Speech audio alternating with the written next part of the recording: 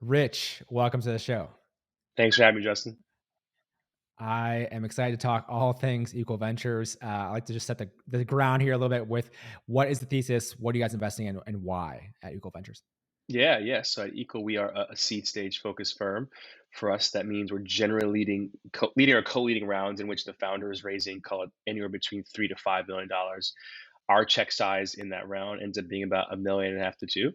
And yeah, I'd say the way to think about us is we are a generalist firm, so we invest across a wide variety of categories, but have trended towards categories that look more legacy in nature. So people call them boring. We think they're interesting, but they're generally like, categories that have been around for quite a while. Think of things like supply chain, logistics, insurance. We've done stuff in construction as well, where industries aren't new by any means, but they're very, very large, and they really haven't had a massive influx of tech adoption. And so that's where we've spent the bulk of our time, at least for Fund One. Take me through that decision to even invest that way because there's so many different strategies. We talked to a lot of investors in the show around people who are generalists, people who are specialists, people who love certain industries for a particular reason. With you and Rick and the team, why that focus, those areas? Yeah, no, we think there's just lots of opportunity there. At the end of the day, we are venture capitalists who are looking to optimize the returns for ourselves, our LPs, and so forth. We are LPs in our fund as well, Yeah. and we think there's just a massive opportunity to participate there. We think historically those categories have been underlooked from a venture standpoint. You could argue maybe not anymore. I think a lot of folks are diving down that pathway, and I think historically people thought, maybe correctly, honestly, that like horizontal solutions have bigger TAMs because in theory, if you're adding across multiple verticals, yes, that's true. Our kind of thought process there is that a vertically focused solution will be the best of breed product for a given category, and if the category is sufficiently large, you can build a pretty large business there on its own. One thing we have to get into because your background. So you had like public markets and like investment banking, and then other organizations as well prior to starting this. But why start a venture firm is what I'm first going to ask, and then I'm going to dive into some things with that as well. I'm curious. Yeah, I guess many answers to that question. One is like based on my career, that's all I knew, honestly, and so it's the only place I could be an entrepreneur if I was going to be one. I'd been a investor at that time across both Venrock and IVP for 7+ years, and had only had a professional career of 9 years, and before that, as you alluded to, was in investment banking. So it's kind of all I knew at the end of the day, and I think when thinking about why starting a firm, maybe versus joining a firm, I think what I realized across a couple of firms is that like you know firms that have been around for a while operate a certain way, and you, Justin, or me, Richard, are not going to change that way they operate. And so, one is you could think about trying to Yeah. stay and change how things are done. I think that's quite difficult, and that still applies to if you were to go join somewhere else rather than starting your own firm. And so, starting your own firm allows you to have the ability to kind of dictate how things operate, how they run, and so forth. And so that was one piece. Two. Believing that there was a void there. When we were discussing and talking to founders, particularly the seed stage, there wasn't like a dearth of capital. Like there was plenty of capital to go around for all these seed stage founders, but we kept hearing the void was that like folks were raising money, or I should say, they were getting money allocated to them in quotation marks because folks would say, "Hey, I'm in," depending on the lead or depending on the price, or might Yeah. be. And so there was plenty of capital, but you couldn't have a round unless you had a lead in place. And so there was still a void of a lead investor at the seed stage. And myself and Rick, having been doing that, for a good chunk of our career, we wanted to kind of hopefully fill that void. That's there aren't firms that do this. I think there's plenty of firms that do lead seed rounds, but there was still like a void for the volume of great founders and companies to have that filled for them. There needs to be a lot more emerging managers realistically with diversifying the ecosystem. To your point of how things operate already, they don't like venture firms don't hire that many people every year. I think you talked about that in a different episode as well. So like them starting funds, like different people starting funds makes a lot of sense. For you, what were some of the things you just didn't know, didn't realize about launching a fund, starting a fund? Because there's so many aspects that go into that. Anything that might be helpful for other emerging managers, people who are considering going that route? I'm just curious on your experience. Sure. What I didn't know. Some of it honestly was like not taking advice that we give our founders. So, one of the things that we tell our founders is, hey, don't waste time talking to every firm because a lot of firms won't invest in your category. We did that. Yeah. We talked to anybody who had money. Waste of time, right? And so we talked to a lot of folks that were never going to invest in our company, our firm. They don't even do seed. They don't even do first time funds. There are a lot of reasons why folks that we spoke to we should have spoken to. So one, it was just like qualifying who we should be speaking to was a big point of emphasis for us going forward. And I think once we did that, it enabled us to accelerate on our fundraise and make more progress than we had previously. Um, and people say it's hard, and it's harder than people say it is. Hearing consistently no is no fun. Whether you're trying to raise a fund, trying to raise money for your startup, it might be. It's never any fun, you have high conviction in what you are hoping to build as being as the potential to be something very lucrative, but it's really hard to get folks to agree in that and want to support you in that journey. Just a level set, how long did it take to raise your fund? I think it took us like 19, 20 months, and so quite a while Okay. there. And so what that means is that, like, it's also, at least for Rick and I, not average GP, but I think most GPs, that's like 19 or 20 months of no income, right? And that's Yeah. extremely, extremely painful. And so you have to really want to do whatever it is you're doing to take that kind of pain, particularly if you're living in a high expense city like New York City or San Francisco or wherever else in the country might be. Especially if you have a family as well, and there's so many other things. Lot of factors that go into that, and with that too, I know your strategy, you're more concentrated in terms of your strategy, right? Bigger checks, like leading the seed rounds, basically. Take me through, like, working with founders. I know you mentioned another episode, another podcast around, like, every 2 weeks you have meetings with the CEOs. Like, take me through how you are hands-on or helping the founders you invest in. Yeah, so we spend a lot of time with our companies, and so one of the reasons why we're concentrated is we want to be as helpful as possible. And so to level set that, our goal on a fund is to have roughly 20 investments. And so think of it as, like, as a firm, we're doing 4 or 5 deals a year. So effectively, Rick or I do two, maybe three deals a year per person. And we want to do that to have the bandwidth, right? And so you can't talk to 37 founders every 2 weeks, because that's your entire year probably if you were to just do that alone, right? Yeah. And so and we actually end up talking to our founders actually way more frequently than that. We actually just schedule calls every 2 weeks as like a forcing function, because our viewpoint is like, if you are a founder, you have so much going on in your day that you know you you don't have the time to stop and say, okay, I could use help on X, Y, and Z. And so, like, that time period for us is just a moment for us to say, hey, founder, stop for a second. Where are you struggling? Where you could use help, and we'll go figure out and answer those questions. But in reality, like, probably the longest we go without talking to each founder in the portfolio, because we're usually texting, emailing, having impromptu phone calls in that time period in between. And so it's a lot of contact. We enjoy it. It's not for everybody, obviously, but we like spending a lot of our time with our founders and trying to find any way possible to give them as many unfair advantages as possible. And so that means helping on fronts on the recruiting side of one, not only sourcing the talent, but also helping close a candidate. And so I was like doing this for one of our portfolio companies probably 3-ish weeks ago. Help them source that candidate, and then spend a 90-minute walking session through Madison Square Park trying to help close that candidate after the fact. And so that's a big piece of it. I think another piece that we spend a lot of time with is just thinking about how to think about, like, strategically position yourself within your market and category to win and optimize and hopefully capture value for your company within that ecosystem. And I think the other piece too is alleviating the stress of fundraising, whether that be that seed round that we're leading or subsequent rounds. And so in that seed round that we're leading, we're doing what we think is necessary to kind of have that round spoken for. So we like to tell our founders, hey, once we invest, like, we'll make sure this round is done. And so, and we know who the right folks for you to go talk to not waste your time, and get the right folks that are complementary to us across the finish line. And then when thinking about downstream capital, so a Series A or Series B for one of our companies, we help the companies accurately and best position themselves to have success in that future fundraise, that it's as efficient as possible. And once again, not waste time with folks that don't make any sense, but also along the way, we're like, dropping hints and tea leaves about these companies to the appropriate investors, so that it's not the first time they're hearing about this company when they're looking to fundraise, and they've got some context behind that.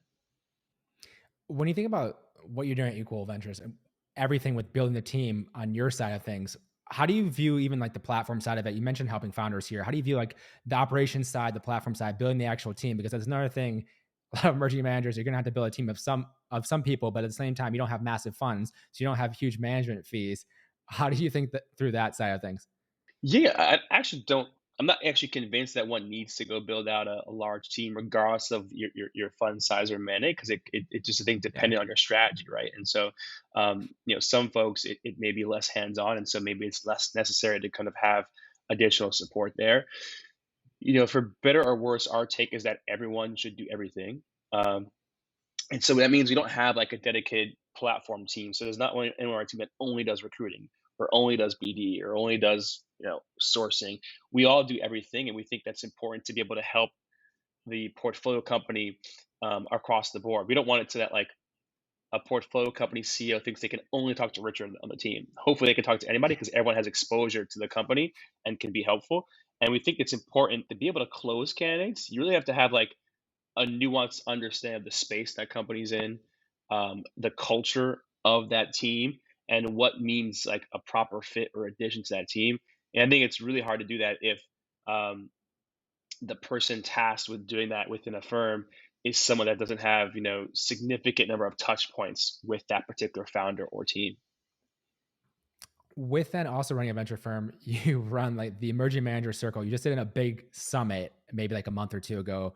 Where does that fit in? You're the first one. So how did that come about in terms of doing that, deciding like, hey, we want to do the summit. It's worth doing this. Take me through that decision, like how that ended up going for you. Yeah. So I guess it was like sometime prior to COVID. My partner Rick came up with the idea of having this like emerging manager circle, and the kind of thought process there was that like we messed up a bunch of things trying to raise fund one, most of which were things that could have been easy avoided by just talking to somebody else. And so we thought, hey, let's get a few folks together to share best practices, learnings, thoughts, which LPs to not waste time with. And like it started off with just like, I don't know, 6 to 12 managers in New York City that were raising mostly, I think, fund ones, maybe some fund twos, getting together in our office at the time, and having like a speaker come in and discussing a topic. And the speakers we alternated between an a seasoned LP or a seasoned GP. So basically, one topic's around like fundraising, the other topic's about firm building, basically. And Hmm. we would do that in person with like pizza and like cheap beer and alcohol, basically. And then Nice. the pandemic came and we couldn't do in person anymore, which we thought sucked, but in reality, it was actually a good thing because it enabled us to broaden the aperture of who could participate in the emerging manager circle. So everything, went to Zoom, but the content stayed the same. Seasoned GPs and LPs on a monthly, every other month kind of cadence was what we did there. And yeah, I think that worked really well. I think people found value out of it. And then after talking to both the GPs and LPs, throughout this time period, we realized that folks wanted more connectivity to each other. LPs are saying, "Hey, we find emerging managers to be very compelling, but like we don't know all of them. We want to have like a better way of getting in front of them." And obviously, every GP wants to raise capital, and so the GP is like, "Hey, let me get in front of Yes. these LPs." And so we decided that the summit was a good idea to go ahead and like see if that made sense. And so it was a 1 day event that we did. I want to say early October.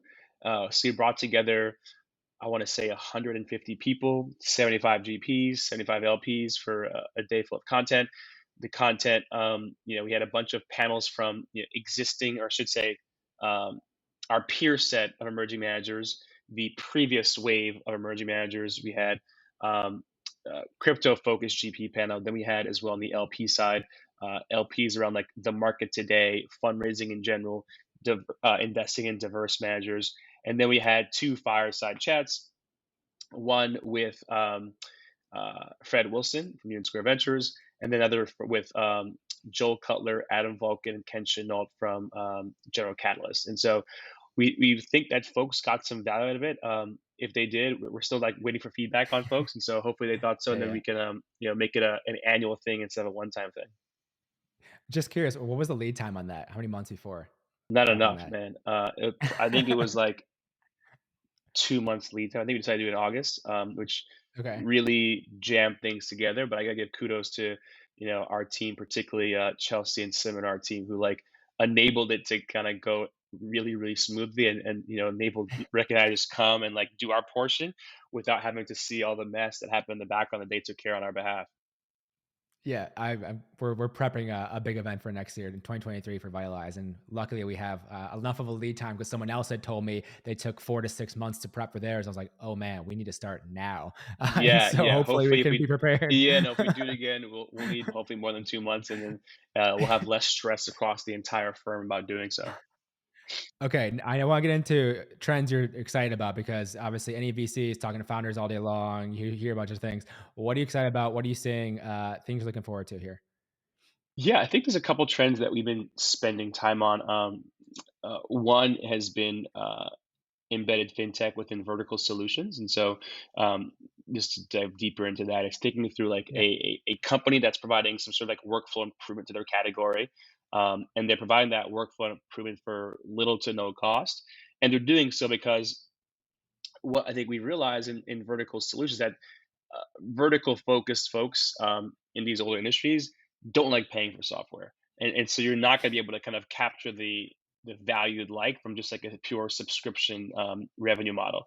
And so you provide that whatever workflow product for free, and then you find an alternative way to monetize, assuming that that workflow you've embedded yourself into enables yourself to have access to something else. And usually those revenue streams have been tied to like some sort of financial service. So think about payroll, payments, insurance, factoring, take rates, commissions, things of that nature. More like transactional models is where we've been gravitating towards more lately. And we just think that like transactional business models scale and grow much faster than pure subscription. So like the summary of that is like vertical focused software with embedded fintech and B2B marketplaces. I think that's where we've been spending our time. But for us, it's always an evolving thing where you ask me the same question 6 months from now, I might have a different answer. Yeah, and think about what happened a week or two ago in the crypto world. Things can change pretty quick. Yeah, no, it's funny. I was today actually. I was chatting. I'm always like looking for new talent to put into our portfolio companies, and so I had convers For with sure. three different people actually today. Um, Let me think. Two engineers and two engineering leaders, one product leader, and I just said, "Hey, I can see that you have a wide aperture of things that you were open to working on. So I'll ask an easier question: what are things that you don't want me to send you, like company wise?" And Mm. they all through the same answer said nothing in crypto, please. Not saying that like crypto is dead. That's not what I'm trying to say. But it was interesting to kind of get that feedback from folks that they are hoping to look for things that are anything outside that category. Does that for you, does that impact you at all just in terms of your thinking at all or, taking a double look on something? Like, just curious in your perspective on that, seeing that, being in the industry. Um, I'd say not really yet, just because like for Yeah. better or worse, we haven't spent any time in crypto, and I just don't know anything about it. And so I'm just like an idiot when it comes to this Fair. space. And so, for better or worse, I have not spent enough time to be remotely competent in the category. And so, have just left it alone for now. Yeah, no, I think that makes total sense. I think we're think very similar at Vitalize, just in terms of us focusing on future of work. Obviously, there's a component of that you could see where like Web3 would be tied into that, but I personally have not gone super deep into that. I don't know if our team has necessarily gone super deep into that side of things, but it is just kind of a shocking, like, oh damn, Yeah, moment no, where you're like, things can change quickly. Like I remember when COVID was just like servicing. I remember telling our team this will be like a 2 week thing, not a big deal. Let's not even focus Mhm. on this, and it was completely wrong. On that note, what do you think about the kind of remote work in person? What are you seeing? Thoughts on that as well? Yeah, I think that we're definitely won't be the same as we were prior because I think the U.S. and most of the world were able to demonstrate they could work efficiently and productively without having to be in an office. And looking around New York Yeah. City, a lot of like the really large office spaces are not that full. And talking to company or sorry employees at large companies, their offices are not that they're not nowhere near capacity. And so I think like hybrid is like the new norm. I think like there'll be dedicated days where like folks will be required to come in, maybe not everywhere, but at some places, and some places will go, stay fully remote. But I think we'll like asymptote to like some sort of like hybrid model. Maybe it's like Tuesday through Thursday, folks are in person. Folks can like bookend Monday and Friday. That way you can have like, Mm. a longer weekend or something like that, as long as you're Tra still getting work done. Who yeah. knows what that solution looks like? But I think ultimately it'll look more hybrid like than not. Yeah, one of those things too, it's interesting when you see that is like people, and this is again moral, we'll see, but people working two jobs, which is kind of crazy. When they two full-time jobs, I know you've probably heard of that as well. It's like you can see where people are doing that because they have the ability to, which is kind of insane. But also, if they got the work done, would it matter? I don't know. I don't know, but it's another thing I've Yeah, saw. I don't know. I mean, I'm not trying to double dip on jobs, so I don't have a good sense of that. It sounds like one of those companies probably is not getting enough work done productively wise, and the other one is probably getting too much done. I don't know. Agree, agree. I know we've talked kind of broad here. I want to kind of narrow down now. So, what the equal ventures and the founders are looking for, 'cause obviously, as founders are going to hear this as well, they're going to be curious about, what does it take to get investment, especially at the seed stage. What are you looking for? Anything you can tell us about either one, like metrics, characteristics of founders, anything you look for, you personally find exciting. I just want to dive deeper into that for you guys, just because other founders who are listening would find that helpful. Yeah, sure. So I'd say on the metric side, there's like nothing like specific that you show me X and I say yes, I'm in to invest. Like we've invested in companies that were pre-incorporated as well as companies that have been around for probably like 4 years, and so it's a wide aperture, which meant like one of these companies had like maybe no name, the other one had been generating for 3 years plus, and so it's a wide variety of things that we spend time on. I think for the founder side, we're trying to get a better sense of is like um, passion for whatever it is that they're working on. And we find that usually comes in one of two ways. Like the passion for solving X pain point comes from the fact that you spent 7 years in the industry, and that's where you've got that passion from. Or it could have been some sort of like life experience where it's now like focused you to then spend time on this particular category. Because I think just passion is really important in terms of like getting through the obstacles and roadblocks that occur in any founder's journey, whether you're to start up a firm, whatever it might be. And so that's super important. And I think when you have that as well, you're gonna dive deeper enough to be an expert in that space. And so at the end of the day, we want to invest in experts in a category, and we don't necessarily want to be like educating you on your space. We also don't want to be like taking as well. So it's meant to be like a collaborative conversation, so we try our best to understand what you're working on in advance so that we can hopefully provide value to you, so you're not just like trying to give a TED talk on your space only. There's so much that goes into that, evaluating founders as well, and I'm always curious about how investors approach it because there's like similarities for sure, but then also everyone has their kind of own flavor and take on that, which I find very interesting as well. And I want to make sure we wrap up and have plenty of time here. So, one of the last things I'm curious about, I know we kind of had touched on this a little bit around emerging managers and kind of what you've gone through and your emerging manager circle, but anything else for the emerging manager side of things? Because I think it does help the industry to have more emerging managers, especially diverse emerging managers. Anything else you'd say to them as we kind of wrap things up here? um I think one, it's unfortunately a tough time to be an emerging manager, um, For sure.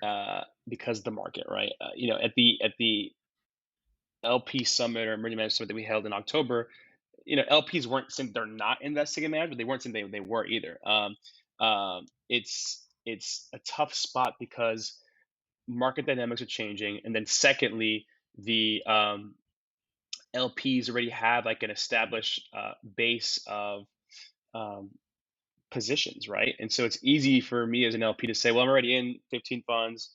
My goal is to be in 15 funds. And so I can just kind of hang out and reinvest in the same funds and or uh, you know, not invest in new managers at all. And so I think that's like the easier thing to do. And I think folks will continue to do that. And then on the emerging manager like feedback side, I think it's like one, qualifying LPs, using your network of other GPs to say like, um, who should we not talk to? Who should we talk to? Because that will save you lots of time, like I mentioned at the beginning. I think secondly, it's I think having answers to a lot of like the key questions that folks have. One is, how do you differentiate in this super super crowded landscape, which I think is like a very very difficult question to answer for anybody. I think ourselves included, it's very hard to answer. Um, and I think the other thing I stress to folks who are starting funds is like, don't be afraid of having multiple closes. I think multiple closes actually helps, not hurts. Like, it's not embarrassing to be on close 12. What's embarrassing is to Yeah. be on close zero, right? When you have no money. And so I think what multiple closes enables you to do is actually make investments. And so prior to you closing capital and doing deals, you're a theoretic firm or fund. And one LP told me, it's like, you guys aren't even a firm. You have no money. Like, you're not a fund. And he was right. And the moment True. you raise capital and start making investments, you start to prove out points. And so you're proving out, one, I've raised money, which is great, from people that hopefully they respect too. Two, I have access to deals, which is always a question. Three, I've proven that I can not only have access, but actually get into deals, whether I'm winning them or being a participant. And then four, if enough time passes or that company does well, maybe there are like, um, improvements, markups, progress in that company. And so you can actually de-risk yourself as a firm by having multiple closes. Rich, appreciate the time. Where's the best place for people to learn more about what you're doing, connect with you as well if they'd like to? Sure. Yeah. Yeah. Thanks again, Justin. Yeah. No. Email is just Kirby at equal.vc. It's super easy. Twitter is just at Kirby.